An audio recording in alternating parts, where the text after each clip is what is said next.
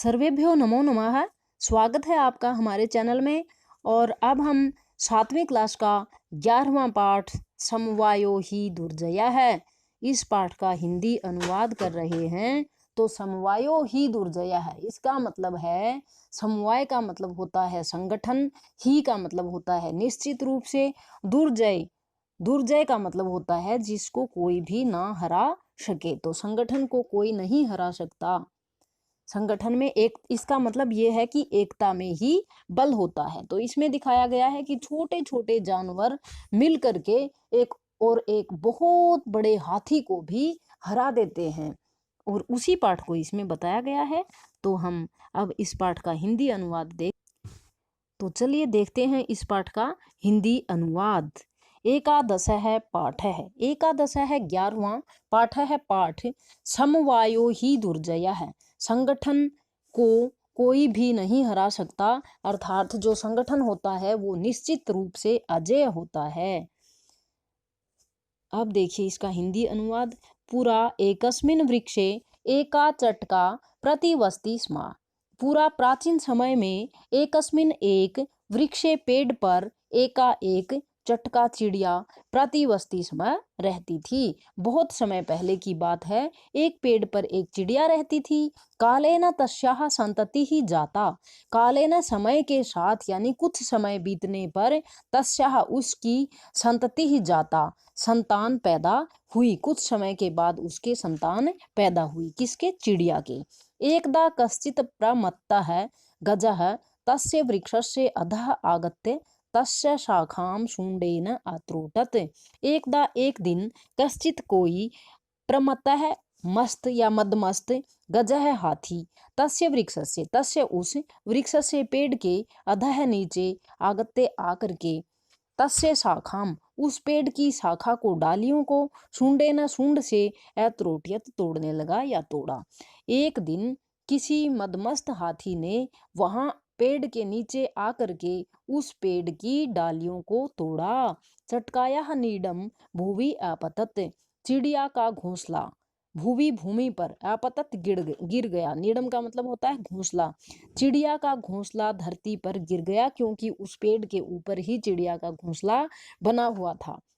तेना अंडानी विचीर्णानी, और इससे जब घोंसला नीचे गिर गया तो उससे अंडानी विचीर्णानी, जो अंडे थे वो टूट गए, अंडे बिखर कर टूट गए।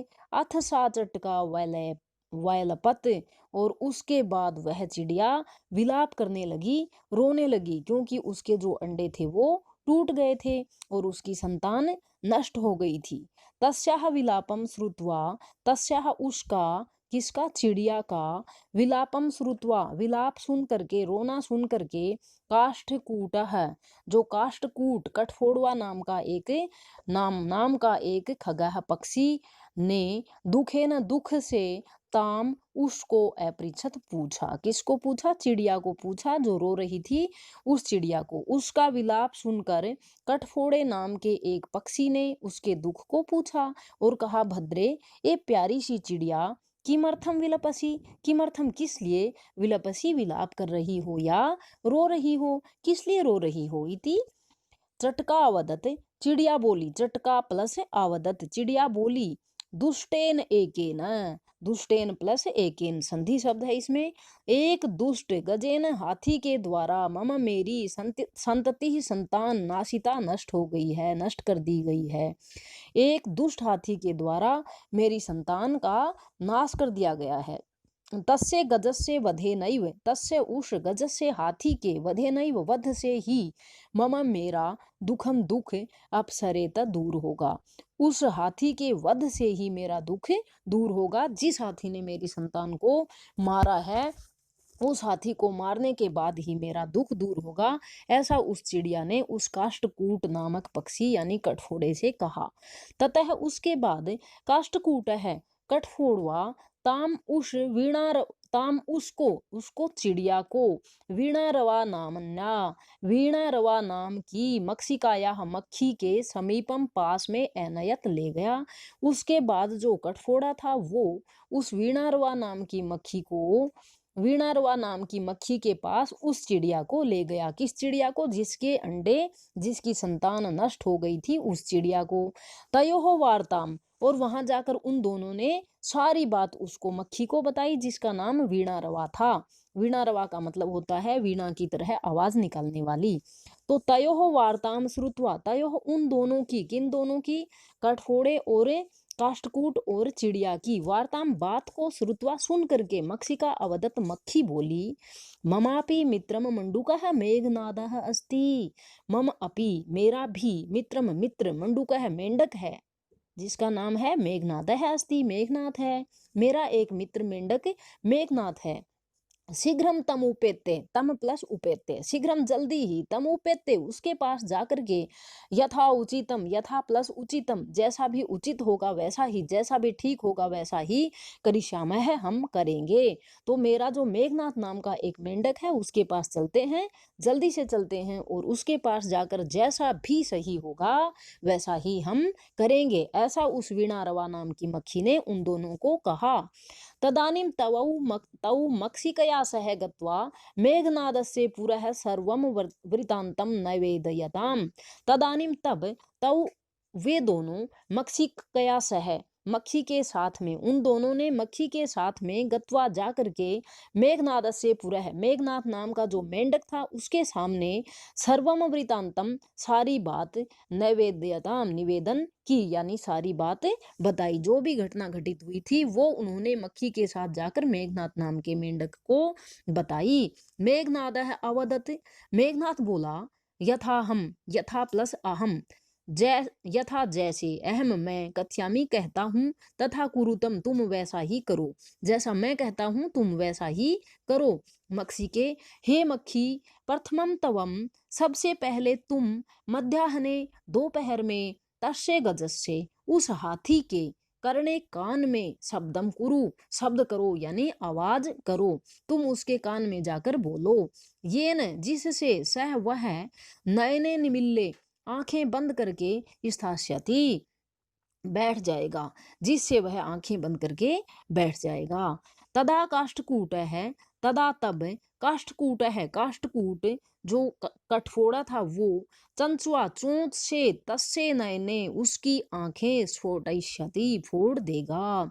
सबसे पहले उन्होंने योजना बनाई कि सबसे पहले दोपहर में जो मक्खी है वो जाकर हाथी के कान में आवाज, शब्द करेगी, जिससे हाथी आंखें बंद करके आराम से लेट जाएगा, और उसके बाद जो कठफोड़ा है वह अपनी चोंच से क्या कर देगा, उसकी आंखें फोड़ देगा, क्योंकि कठफोड़े की चोंच जो होती है वो बहुत ही मजबूत होती है, जिससे वो पेड़ों में भी सुराख कर देता है।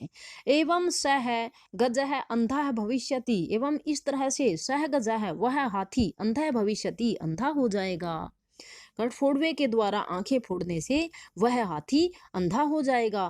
त्रिशार्तः सह जलाश्यम गमिष्यति, और त्रिशार्त है, जब उसको प्यास लगेगी तो प्यास से पीड़ित होकर सह वह जलाशयम तालाब की तरफ, यानी तालाब को, गमिष्यति जाएगा, और वह अंधा है इसलिए उसको कुछ दिखाई नहीं देगा, इसलिए मार्गे रास्ते में, महान गर्तः अस्ति, महान बहुत बड़ा, गर्तः गड्ढा है, रास्ते में बहुत बड़ा गड्ढा है, तस्य अंतिके उसके पास में जाकर, अहम स्थास्यामि मैं बैठ जाऊंगा, उस गड्ढे के पास में जाकर मैं बैठ जाऊंगा, शब्दम च करिष्यामि, च और शब्दम आवाज, करिष्यामि करूंगा, यानी बोलूंगा। तो ये बात कौन कह रहा है? मंडूक मेघनाथ कह रहा है, उसी ने सारी योजना बनाई और खुद कहा कि मैं जो पानी का, जो बहुत बड़ा, पानी का नहीं वैसे ही जो बहुत बड़ा गड्ढा है उसमें मैं जा करके उसके पास बैठ जाऊंगा और शब्द करूंगा। मम शब्देन तम घृतम जलाशयम मत्वा स तस्मिनेव घृते पतिष्यति मरिष्यति च, और मम मेरी, शब्देन आवाज को सुनकर, तम गर्तम वह उस गड्ढे को, जलाशयम जलाशय यानी तालाब, मत्वा मानकर, जिस गड्ढे में जो मेंढक है, जिस गड्ढे के पास मेंढक आवाज करेगा उस गड्ढे को जलाशय मान करके, तालाब मान करके, स तस्मिनेव वह उसी गर्ते गड्ढे में, पतिष्यति गिर जाएगा, मरिष्यति च और मर जाएगा। वह इसका मतलब है कि वह हाथी है, वह मेंढक की आवाज़ सुनकर ये सोचेगा कि यहाँ जलाशय तालाब है, क्योंकि मेंढक पानी में रहता है और जैसे ही उसको वो तालाब समझकर आगे बढ़ेगा तो वो उस बहुत ही बड़े बड़े गड्ढे में गिर जाएगा और वह गिर करके मर जाएगा।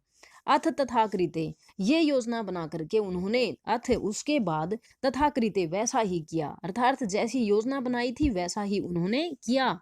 स गजः है वह हाथी मध्याह्ने मंडूकस्य शब्दम अनुसृते, दोपहर को मेंढक की आवाज का अनुसृते पीछा करता हुआ, अनुसरण करता हुआ, महतः ग्रतस्य, बहुत जो बड़ा गड्ढा था उसके अंतः अंदर, पतितः गिर गया, च मृतः और मर भी गया।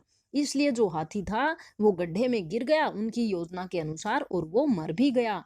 तथा च उक्तम, चोक्तम च प्लस उक्तम, इसलिए कहा गया है बहुनाम अपि, बहुनाम्यपास, बहुनामप्यासाराणाम, बहुनाम प्लस अपि प्लस ऐसाराणाम, बहुनाम बहुत ज्यादा, ऐसाराणाम कमजोर व्यक्तियों का, समवायो समूह भी ही निश्चित निश्चित रूप से दुर्जय है, अजय होता है। अर्थात जो बहुत सारे कमजोर लोगों का संगठन है उसको भी कोई पराजित नहीं कर सकता, जीत नहीं सकता। इसलिए इस पाठ से हमें ये शिक्षा मिलती है कि हमें एकता रखनी चाहिए, क्योंकि एकता में ही बल है, मिलजुल कर रहना चाहिए। अब इस पाठ का अनुवाद हमने कर लिया, इसके शब्दार्थ आप देख लीजिए और शब्दार्थ याद कर लीजिए ताकि आपको पाठ अच्छी तरह से समझ में आ जाए। आशा है आपको पाठ समझ में आ गया होगा। अगर आपको वीडियो अच्छी लगी तो चैनल को सब्सक्राइब करना ना भूलें। वीडियो देखने के लिए धन्यवाद।